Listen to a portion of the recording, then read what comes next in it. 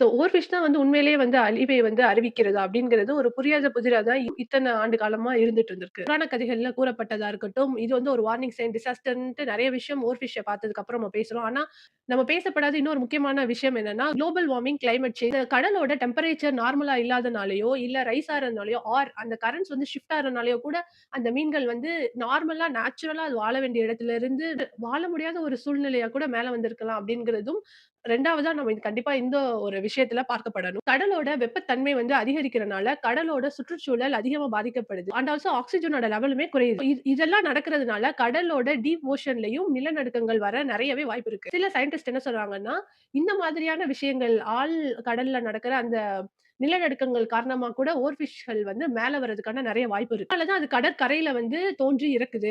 ஓர்ஃபிஷ் மட்டுமே ஓஷனோட பெரிய ஸ்ட்ரகிள்க்கு வந்து காரணமான்னு கேட்டா இல்ல. Apart from that pollution, over fishing which means நெறைய போய் மீன் பிடிக்கிறது. இது எல்லாமே வந்து மெரைன் லைஃப்ப த்ரெட்டன் பண்றதா தான் இருக்கு. இந்த மாதிரியான பொல்யூஷனோ, இந்த மாதிரி என்விரான்மென்டல் இஷ்யூஸ் எதுவுமே நம்ம அட்ரஸ் பண்ணாம மெரைன் லைஃப்ப விட்டோம்னா, அன்யூசுவல் பிஹேவியர்ஸ் லைக் ஓவர் ஃபிஷ் இப்ப பார்த்த மாதிரி இன்னும் கடல்வாழ் உயிரினங்கள் நெறைய இருக்கு. அதெல்லாம் நம்ம ஃபியூச்சர்ல பார்க்கறதுக்கான நெறைய பாசிபிலிட்டீஸ் இருக்கு. அடுத்த தடவ ஓவர் ஃபிஷ்ஷ வந்து பார்க்கறப்போ கதைகள மட்டும் பேசாம, நம்ம மெரைன் லைஃப்பையும், எக்கோசிஸ்டமையும் பாதுகாக்கிறதுக்கு நம்மளோட ரெஸ்பான்சிபிலிட்டி அதிகம். இது வந்து ஒரு விழிப்புணர்வ தான் வந்து இன்வைட் பண்ணுது. ஒரு விழிப்புணர்வ கொண்டு வரதுக்கு தான் இந்த மாதிரியான நிகழ்வுகள்லாம் நடக்குது. அப்படிங்கிறத நம்ம ஆழமா புரிஞ்சுக்கணும்னு நான் நம்புறேன்.